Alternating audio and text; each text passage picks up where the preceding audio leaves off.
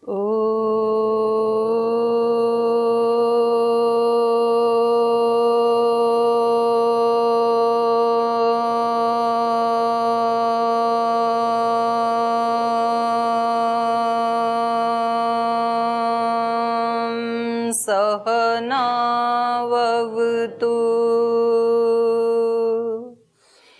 सहनौ भुनक्तु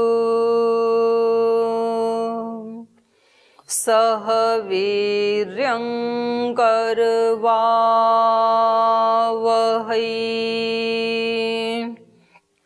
तेजस्विनावधीतमस्तु मा विद्विषावहै।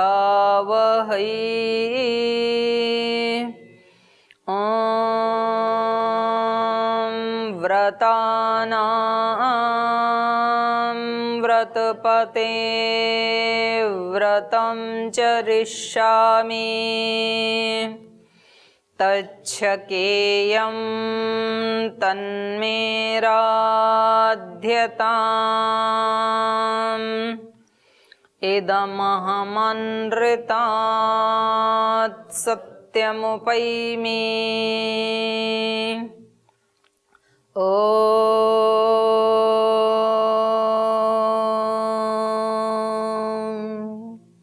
शान्ति शान्ति शान्तिः।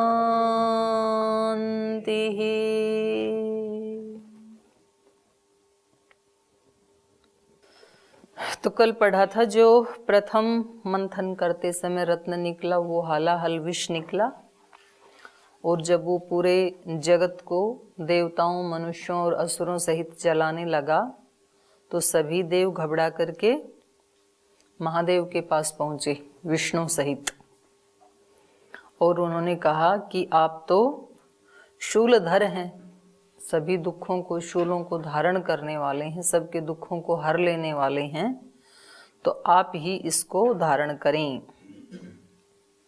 क्योंकि ये सारे जगत को जला दे रहा है हलाहल विष, तो इसको आप ही पी लीजिए, क्योंकि आपका तो जीवन ही सबकी रक्षा के लिए, आप तो सबका कल्याण चाहते हैं, आप तो शिव हैं, कल्याणकारी हैं। तो ऐसा कह करके उन्होंने उनको वो विष दे दिया। तो आपका कोई प्रश्न है इसके ऊपर? प्रणाम दीदी जी। इससे नहीं अलग से है, कुछ शब्द का अर्थ पूछना था। एक पुस्तक पढ़ रही थी मैं, उसमें वो आया था अंग न्यास का क्या तात्पर्य, इसके बारे में जाना। किसका? अंग न्यास। अंग न्यास? हाँ। पूरा बोलो वाक्य क्या मतलब? वाक्य वैदिक सूक्त पुस्तक है, तो उसमें आया था कि मंत्रों के द्वारा अंग न्यास किया जाता है। तो देखना पड़ेगा फिर स्पष्ट। फिर दूसरा इसमें से है कि जैसे भगवान शंकर ने तो हलाहल न्यास अग्न्या ध्यान अंग न्यास था। चल दिखा देना एक बार देख के बच्चे। इसमें भगवान शंकर ने तो विष को धारण कर लिया, और जब जैसे कि हम कभी कभी ध्यान करते हैं, तो जब प्राणायाम करते हैं तो जैसे कि हमारे चित्त में पुराने संस्कार गलत भी आते हैं, तो उन हमारे गलत विचारों को मतलब कि कौन धारण करता है, कौन दूर करवाता है? शंकर के पास जाओ आप भी। कितनी बड़ी बात है देखो कि इतना हालाहल विष जिसको देवता भी सहन नहीं कर पा रहे हैं, मनुष्य भी असुर भी, सारा जगत जल जा रहा है और वो उसको पी ले रहे हैं, उनको कुछ भी नहीं हो रहा। ऐसा क्यों? वो भी तो देवता हैं, उनके अंदर भी तो शक्ति है, तो थोड़ा बहुत तो वो सहन कर ही सकते हैं। तो उनको तो जला दे रहा है और उन्होंने पूरा का पूरा पी लिया। हला देने वाला, एकदम से हिला देने वाला नामकरण है। भगवान को समर्पित करें। हमारे जो दोष हैं तो वो विष ही है ना। तो आपने कहा कि जब हम प्राणायाम आदि करते हैं और जब दोष मक्खन की तरह निकल के ऊपर आते हैं, मथते हैं चित्त को, तो पहले दोष ही आते हैं मक्खन की तरह से, तो हम उनको कहाँ डाल के आए? आपके अंदर ही बैठे हैं शिव जी, उनको समर्पित कर दें। तो अपने हृदय को, साधक को बिल्कुल खोल देना चाहिए दोनों समय भगवान के सामने। जैसे हम जैसे बाथरूम उसमें स्नान आदि के लिए जाते हैं तो सभी वस्त्रों को खोल देते हैं ना एकदम से, तो ऐसे पूरा का पूरा अपने हृदय को भगवान के सामने खोल देना चाहिए, कुछ भी छिपाना नहीं चाहिए। तो फिर भगवान उसको, दोषों को परिशुद्ध कर देते हैं, अपने दिव्य तेज से भस्म कर देते हैं। तो जब तक उसको छिपा के रखते हैं तब तक वो नष्ट नहीं होते हैं। जैसे डॉक्टर के पास जाते हैं तो अपना कोई भी रोग है उसको बिल्कुल स्पष्ट खोल के रख देना चाहिए कि क्या क्या मेरे को होता है, क्या क्या मेरे को परेशानियां हैं, तब तो वो ठीक कर देगा। और अगर वहां जाके आपने छिपा लिया तो तब तो कभी भी ठीक नहीं होगा। तो माता पिता के सामने, डॉक्टर के सामने, गुरुजनों के सामने, भगवान के सामने, जैसा भी हूं, जैसा कैसा भी हूं, आपका हूं, आपका ही हूं। अपने पूज्य स्वामी जी प्रार्थना करते हैं ना, देहरादून वाले स्वामी जी, तो उनकी जो प्रार्थना उसमें ये लाइन है, हे प्रभु जैसा कैसा भी हूं, आपका हूं, आपका ही हूं, मुझे संभाल लो, मुझे ठीक कर दो। तो अपने दोषों को समर्पित शंकर को ही किया जाता है कि जो भी निकला है इसमें, अच्छा निकल रहा है, बुरा निकल रहा है, जो भी निकल रहा है अब आपका हूं, अब आप ही संभालो। अच्छा हूं तो भी आपका हूं, बुरा हूं तो भी आपका ही हूं। ठीक है, इसी को तो आत्मनिवेदन कहा, इसी को तो ईश्वर प्रणिधान कहा। यदि पहले से ही हम परम विशुद्ध हैं, एक तरफ कहा जाता है कि भगवान को कोई भी खराब चीज नहीं चढ़ानी, अच्छे से अच्छा ही चढ़ाना है, और दूसरी तरफ कहा कि जो भी अपने पास है वो सब उसको समर्पित कर दो, अच्छा या बुरा, विष, दोष, जहर जो भी है। तो दोनों बातें परस्पर विरुद्ध प्रतीत होती हैं। तो इसमें इसका उत्तर ये है कि जो हमें दोष दिख रहे हैं उसको एक बार समर्पित कर दिया, तो समर्पित करने का मतलब है दोबारा फिर वो जीवन में ना आए। और यदि हम पूर्ण विशुद्ध हो गए, कोई भी त्रुटि नहीं है, तब तो फिर भगवान की जरूरत भी क्या है। भगवान की जरूरत होती ही जीव को इसलिए है कि उसमें कुछ न कुछ दोष रहते हैं। छोटे बच्चे को माँ की जरूरत तब तक ही तो होती है जब वो खुद चल नहीं सकता है, बोल नहीं सकता है, खा नहीं सकता है, तब तक माँ की नितांत आवश्यकता है। अब आप खा भी सकते हो, बोल भी सकते हो, चल सकते हो, सुन सकते हो, तो इसलिए अपनी माँ को छोड़ के यहाँ भाग आई। तो ऐसा नहीं है कि मतलब बिल्कुल एकदम संबंध विच्छेद हो गया, लेकिन ऐसा भी नहीं है कि जैसे 1 महीने का बेबी रह ही नहीं सकता है माँ के बिना, तो ऐसा भी नहीं है। तो जब किसी साधक का पूर्ण शुद्ध हो गया अंतःकरण, तब वो थोड़ी देर भगवान के बिना भी रह सकता है। भगवान के बिना मतलब और काम भी कर सकता है, और वो भगवान के अंदर तो रहता ही है, तो थोड़ी देर के बाद याद करे तो भी चलेगा।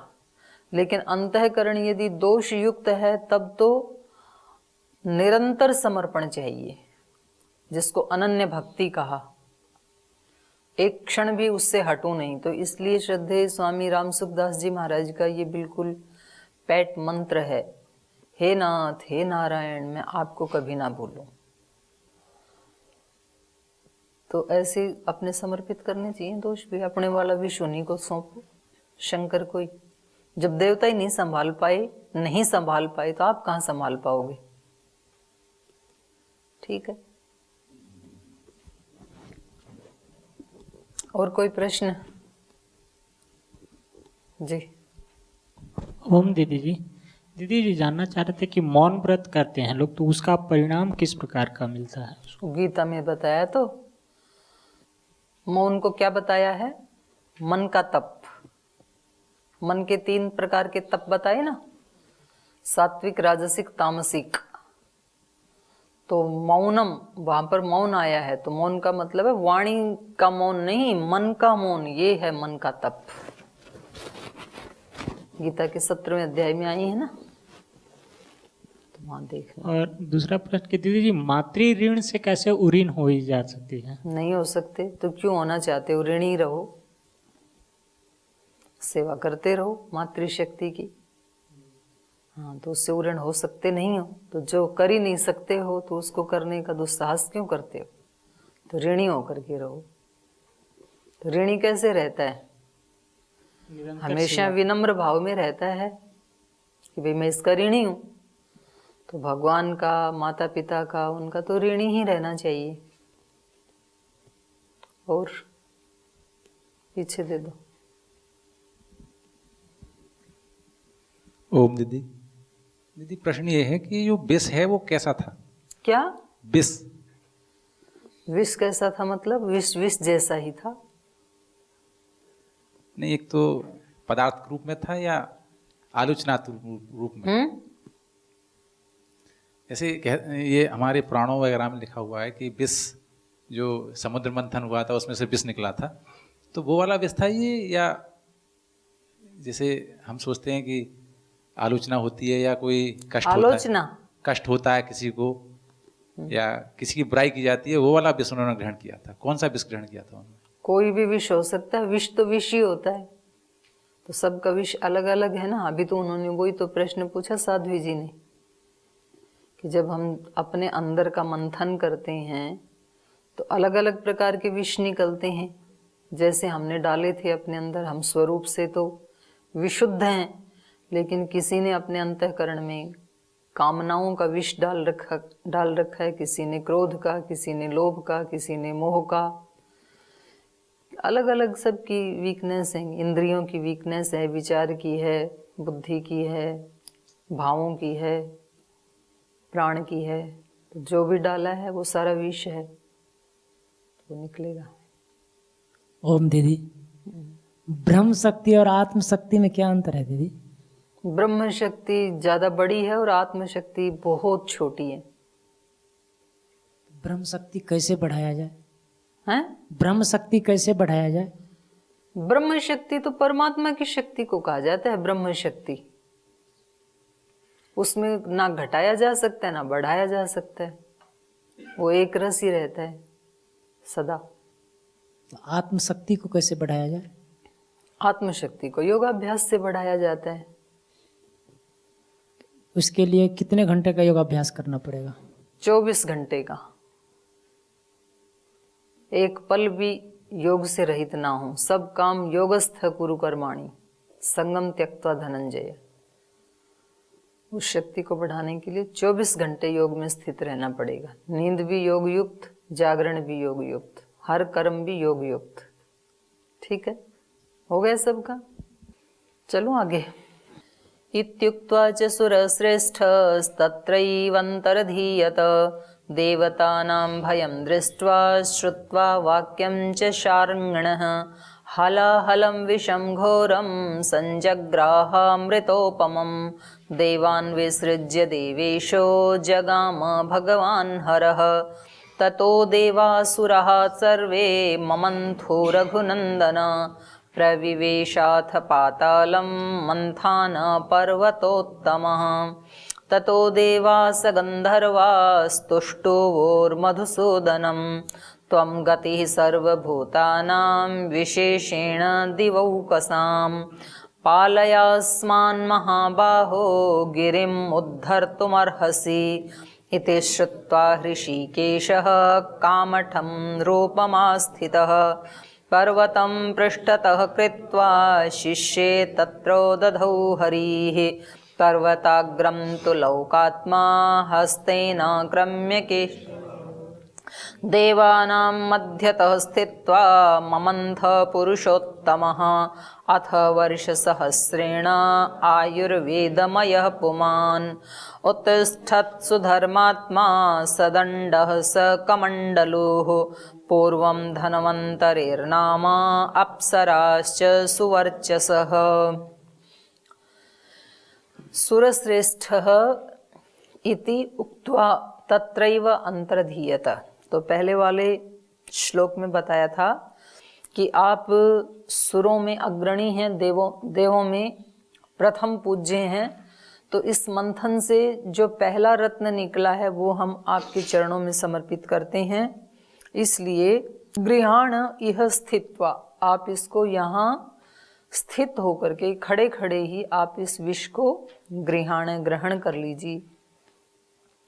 ऐसा कहकर के विष उनको दिया और सुरश्रेष्ठ अर्थात भगवान विष्णु तत्रैव अंतर्धीयत, वो तो अंतर्धान हो गए, चले गए। वो जब अपने किसी बड़े को, जिम्मेदार व्यक्ति को कोई कार्य सौंप दिया तो उसके बाद वो व्यक्ति निश्चिंत हो जाता है। उसको चिंता नहीं होती कि अब इनको दे दिया, अब काम खत्म, अब विश्व को अपने आप संभालेंगे। तो जब हम अपनी समस्याएं भगवान को दे देते हैं या अपने से बड़े किसी गुरुजन को, माता पिता को, किसी मित्र को समर्पित कर देते हैं तो फिर हमें निश्चिंत हो जाना चाहिए। व्यक्ति क्या करता है, दे भी देता है फिर भी चिंतित रहता है, तो ये ठीक नहीं है। तो इसलिए हम 6 बार बोलते हैं संध्या में, योस्वान द्वेष्टियम वयम द्विष्मस्तम वो जम्भे दध्वा। आपकी न्याय व्यवस्था में हम उसको डालते हैं, योस्मान द्वेष्टि, जो हमसे द्वेष करते हैं, और यम वयम द्विष्मः, या जिससे हम द्वेष करते हैं।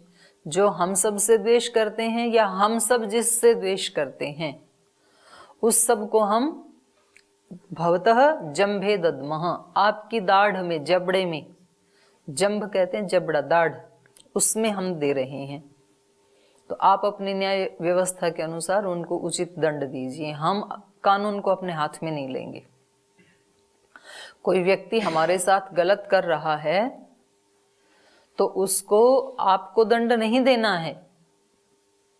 कोई आपकी क्लास में रहने वाला व्यक्ति, कोई आपके रूम में रहने वाला व्यक्ति, कोई थोड़ी भी गड़बड़ करता है तो कुछ ब्रह्मचारी क्या करते हैं, उसका कटी वस्त्र पकड़ लेते हैं यहाँ से और ऐसे हिला देते हैं। तो ये क्या है, अपराध, दंड है। उसने तो गलती की, आपने भी गलती कर दी, तो दोनों बराबर। तो इस व्यक्ति को क्या करना चाहिए, अपने आचार्य को बताओ, अपने बड़ों को बताओ, गुरुजनों को बताओ कि ये ऐसे कर रहे हैं। और कभी ऐसा हो कि वो भी ना सुने तो फिर भगवान को बताओ। लेकिन उस दंड को, उस कानून को अपने हाथ में नहीं लेना कि जी इनको सबको दंड देने के लिए ही तो मेरा जन्म हुआ है। ये किसने बताया आपको? ये भी तो हो सकता है आपको दंड देने के लिए उसका जन्म हुआ हो। तो दोनों ऐसे ही बोलते हैं, बोले मैं गुरुकुल में आया ही इसलिए हूं कि इस तरह के लोगों को सुधारूं, और वो कहता है कि मैं इसलिए आया हूं कि इस जैसों को सुधारूं। और दोनों को सुधारने में लगे, सुधरता कोई भी नहीं है। तो हमें कानून को हाथ में नहीं लेना। ये लोक में भी देखा जाता है, जब किसी के घर में कोई अपराध, कोई पिटाई करने के लिए आ जाता है, चोरी करने के लिए आ जाता है, तो पुलिस में रिपोर्ट की जाती है। और यदि आपने अपराधी को पकड़ भी लिया तो आप उसको पिटाई नहीं करते, आप उसको बंद कर देते हैं, पुलिस के हवाले करते हैं कि आप ही इसको उचित दंड दीजिए, इसको कारावास में डालना है या जो भी दंड देना है। और पुलिस भी हमें बताती है कि आप कानून को हाथ में ना लें, नहीं तो आप भी अपराधी हो जाएंगे। तो ऐसे ही कोई दूसरा व्यक्ति क्या कर रहा है, उसका पीछे का क्या कर्माशय है, हमारा क्या है, हमें कुछ भी नहीं पता है। तो साधक कहता है कि मैं ये सब आपके हाथ में छोड़ रहा हूं। 6 बार ऐसे कहा जाता है, और ऐसा कह करके वो निश्चिंत रहता है। फिर नहीं तो व्यक्ति को टेंशन ही रहती है हमेशा, इस व्यक्ति ने मेरे साथ झगड़ा किया था और मैंने तो दीदी को बता दिया था कि इसने मेरे साथ झगड़ा किया, लेकिन अब ये दीदी के साथ आधे घंटे से बात कर रहा है, जरूर मेरी चुगली कर रहा होगा, और मैंने तो इसके कई दोष बताए भी नहीं, और क्या पता ये मेरे झूठे ही बता रहा हो, तो ये तो मेरी छवि ही खराब कर देगा उनकी दृष्टि में। तो ऐसे बहुत कुछ चलता रहता है अंतःकरण में। व्यक्ति निश्चिंत नहीं होता है। आपने अपनी बात कह दी, अब दूसरा क्या कह रहा है कहने दो, दूसरा सुनने वाला क्या सुन रहा है सुनने दो, आप अपना काम ठीक करते रहो, निश्चिंत होकर के करते रहो, क्योंकि आप जानते हो ना, और आपके ही अंदर बैठा हुआ परमात्मा भी जानता है कि सत्य क्या है। इसलिए भगवान को सब बताकर या अपने गुरुजनों को सब बता करके व्यक्ति को निश्चिंत रहना चाहिए, निर्भर, निर्द्वंद्व, द्वंद्व में नहीं रहना चाहिए, निर्भर रहना चाहिए। मैंने सुना है ना कई बार वो बुढ़िया माता की कहानी आपको, जो सिर पे भारी सा गट्ठर लेके जा रही थी धूप में, और राजा की सवारी निकल रही थी। राजा को दया आई, बोले बिठा लो बेचारी बुढ़िया माता, दोपहर में जा रही है, इतना भारी गट्ठर सिर के ऊपर है। तो गाड़ी में बिठा लिया उसको, तो भी वो गट्ठर अपने सिर पे ही रखे हुए थी। तो राजा के लोगों ने कहा कि माँ इसको उतार के रख लो। बोले नहीं नहीं, राजा ने मेरे को बिठा लिया, ये क्या कम है, तो मैं कम से कम अपनी गठरी का भार भी क्यों इस पे गाड़ी पे रखूं। तब बूढ़ी अम्मा को कौन समझाए कि गठरी को सिर पे रखो या नीचे रखो, भार तो गाड़ी पे ही आ रहा है। तो हम टेंशन अपने दिमाग में रखें या भगवान को सौंप दें, वास्तव में तो सारा भगवान को ही देखना है। तो हम कह भी देते हैं बड़ों को, फिर भी हम निश्चिंत नहीं होते हैं, टेंशन में ही रहते हैं कि मैंने तो कह दिया, पता नहीं इन्होंने मेरी बात के ऊपर विश्वास किया कि नहीं, पता नहीं दूसरे ने क्या कह दिया, पता नहीं अब ये क्या निर्णय लेंगे। वो कुछ भी निर्णय लें, आपने अपनी तरफ से एक बार कह दिया। और सत्य का ये स्वभाव है कि 1000 परतें झूठ की काट करके वो हमेशा ऊपर आता है। आज यदि कहीं आपका सत्य नीचे चला भी गया तो कल उसको ऊपर आना ही होगा। और दूसरे व्यक्ति ने आज यदि अपने असत्य को ऊपर कर भी लिया तो कल उसको नीचे जाना ही होगा। ये सृष्टि का नियम है, कोई एक व्यक्ति का नियम नहीं है। तो यहां इन्होंने ये विष महादेव को समर्पित किया और फिर अंतर्धान हो गए, निश्चिंत हो गई कि अब देवताओं को, मनुष्यों को, असुरों को डरने की कोई आवश्यकता नहीं है, क्योंकि हमने वो सारा का सारा विष महादेव को समर्पित कर दिया है। तो अपने दोष एक बार भगवान को यदि बता दिए या गुरुजनों के सामने स्वीकार कर लिए, अब आप समझ लो कि वो हट गए आपसे। तो अब आप निर्दोष की तरह से जीवन जिए, निर्भर होकर के जिए। नहीं तो व्यक्ति पहले तो मन को भारी करता है और मन के भारी होने से फिर तन भी भारी हो जाता है।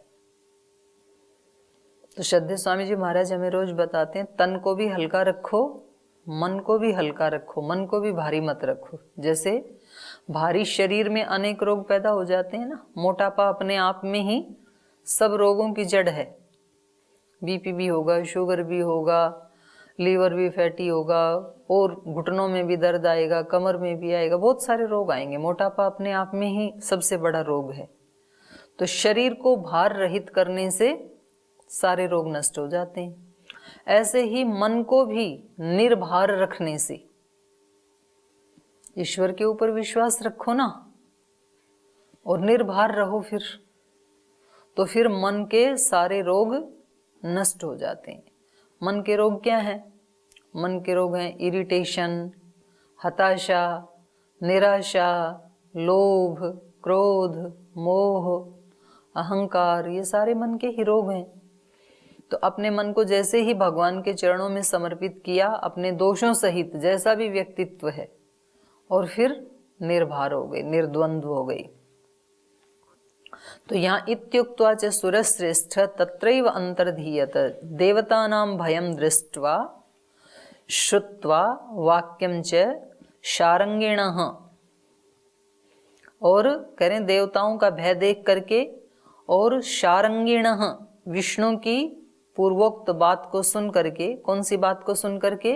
कि पहला रत्न आपके चरणों में समर्पित, इस बात को सुन करके हालाहलम विषम घोरम, वो जो घोर विष, हालाहल विष, जिसके स्पर्श मात्र से ही भस्म हो जाए, ऐसा हालाहल घोर विष अमृतोपमम संजग्राह, अमृत के समान समझ करके उसको पी लिया भगवान शिव ने। देवताओं को, असुरों को, मनुष्यों को क्या दिखाई दे रहा था? घोर विष। और शंकर ने क्या समझ लिया? अमृत। तो ये क्या है? मन की शक्ति। मन की शक्ति बहुत महान है। मीरा को भी तो यही पिलाया गया था, हालाहल घोर विष ही पिलाया गया था, और उसको ये कह करके दिया था वो कटोरा कि लो ये आपके कृष्ण ने भेजा है आपके लिए। बोले कृष्ण ने भेजा है तो ये मेरे लिए अमृत है। अमृत समझ के पी गई और उसका बाल विवाह का नहीं हुआ। और जो देने वाले थे उनको तो ये था कि इसको पीने के बाद सारा काम खत्म, सारी टेंशन खत्म आज के बाद, क्योंकि मीरा ने परेशान कर रखा है, वो कहना ही नहीं मानती है। उसको तो कुछ हुआ नहीं। तो हमें, जब हम अपने जीवन में ये सोचते हैं कि कहीं हमारा कोई अपमान हुआ है, कहीं हमारे ऊपर कोई आरोप लगा है, कहीं हमारा कहीं अवमूल्यांकन हुआ है, कोई भी फल ऐसा मिला है जो हमारे मन के अनुकूल नहीं है, प्रतिकूल है, तो उसको जब हम ये समझ लेते हैं कि ये मेरे भगवान का भेजा हुआ प्रसाद है, ये ही मेरे लिए वरदान है, तो वो वरदान ही बन जाता है। कोई भी परिस्थिति व्यक्ति के लिए, किसी ने कोई पत्थर मारा तो वो पत्थर उस व्यक्ति के लिए सीढ़ी भी बन सकता है, उस पे पैर रख के वो आगे बढ़ सकता है, और वही पत्थर उसके लिए बैरिकेड भी बन सकता है, वो ठोकर खा के भी गिर सकता है। किसी ने हमारी राह में कोई पत्थर डाला तो वो हमारे लिए एक आरोहण का काम भी कर सकता है, सीढ़ी का काम भी कर सकता है, और ठोकर का काम भी कर सकता है। हम उस घटना को कैसे ले रहे हैं ये हमारे ऊपर निर्भर करता है। तो इसलिए भोर में उठ करके और शाम को सोते समय ये प्रार्थना करनी चाहिए कि जो कुछ भी मेरे जीवन में आएगा उसको मैं आपका प्रसाद समझ करके ग्रहण कर सकूं, स्वीकार कर सकूं, ऐसी प्रार्थना करनी चाहिए। मन में वो शक्ति हो, बुद्धि में वो शक्ति हो कि बदतर में से बेहतर निकालना सीखे। कुछ चीजें बाहर से बदतर दिखाई देती हैं, खराब दिखाई देती हैं, कीचड़ है, कचरा है, कूड़ा है, और पक्षी उसमें से दाने निकाल लाते हैं, उसको खा लेते हैं। तो पक्षियों से सीखो। कुत्ता आदि जो प्राणी हैं वो उसमें से, इतनी गंदगी में से भी कुछ कटे हुए फल थे, कुछ बचा हुआ सब्जी का, रोटी का टुकड़ा था, वो निकाल लाता है और खा लेता है। उससे भी सीखो। तो ऐसे हम इस सृष्टि में किसी से भी सीख सकते हैं कि जो भी जीवन में आया उसको हमने कैसा माना। कोई छोटी छोटी समस्याओं को, बहुत छोटा समस्या है उसको बहुत बड़ा बना सकता है, और कोई बहुत बड़ी समस्या को भी बहुत हल्के में ले सकता है। दोनों तरह के लोग आपको घर में मिलेंगे, समाज में भी मिलेंगे। जैसे कोरोना सबके लिए एक ही जैसी समस्या है ना, और घर में यदि 5 सदस्य हैं तो पांचों की मनस्थिति अलग अलग होगी। एक व्यक्ति बहुत ज्यादा डर रहा होगा, इतनी बड़ी समस्या है, कैसे इससे बाहर निकला जाए, जहां भी जाएं यही समस्या है, ये तो हो गया तो इसका इलाज भी नहीं है, ऐसे करके करके, और उसने अपना कई किलो वजन घटा लिया, टेंशन में आ गया वो व्यक्ति। और दूसरे से पूछे, हाँ कोरोना है आपके आसपास गली में, तो आपको कैसा लग रहा है? बोले हाँ है थोड़ी सी समस्या, मास्क लगा लेंगे, है थोड़ा बहुत। और तीसरे से पूछें कि आपको कैसा लग रहा है, आपकी गली में फैल गया कोरोना? तो बोले फैलने दो, मैं तो योगाभ्यास करता हूँ, अपने खाने का ध्यान रखता हूँ, मेरे को कुछ नहीं होने वाला है। तो ऐसे मिलते हैं कि नहीं? सबकी मनस्थिति अलग अलग होती है। एक व्यक्ति कहता है यहाँ गुरुकुल में रहता तो हूं, पर यहाँ तो पूरे दिन पढ़ाई पढ़ाई करते रहो, साधना करने के लिए टाइम ही नहीं मिलता है, तो मुझे तो कोई और स्थान ढूंढना पड़ेगा जहां मैं साधना कर सकूं। दूसरे से पूछो आपका क्या? हाँ वो ठीक है, पढ़ाई तो करनी पड़ती है, लेकिन पर्याप्त समय मिल जाता है, कर लेते हैं। इतनी साधना हो पाएगी तो 2 घंटे तो निकाल ही लेते हैं। तीसरे से पूछें आपकी साधना का, बोले सुबह से शाम तक साधना के अलावा और है क्या यहाँ पे? सुबह उठते हैं तब से सोने तक साधना के सिवाय कुछ है ही नहीं, पूरा का पूरा साधना ही है। सुबह उठ करके प्रार्थना की जाती है भगवान से, वो साधना का एक पार्ट है। व्यायाम प्राणायाम करके शरीर को स्वस्थ मजबूत बनाया जाता है साधना के लिए, वो भी साधना का ही पार्ट है। यज्ञ करते हैं वो भी साधना है, सात्विक नाश्ता खाते हैं इस शरीर के लिए सात्विक भाव उत्पन्न हो वो भी साधना ही है, दिन भर ऐसे शास्त्रों का अध्ययन अध्यापन होता है आर्ष शास्त्रों का वो भी साधना ही है, स्वाध्याय है वो हमारा स्वाध्याय भी हो जाता है, परीक्षा भी हो जाती है, परीक्षा के नाम से कुछ हमें याद भी हो जाता है तो हमारा ज्ञान बढ़ भी रहा है। तो सुबह से शाम तक साधना के अलावा और कुछ है ही नहीं यहाँ पे, और जो कुछ भी अर्जित कर रहे हैं उसको सेवा में कैसे लगाना है ये हमारे गुरु का हमें साक्षात लाइव जीवन दिखाई दे रहा है, और हमें कहाँ दिखाई देगा।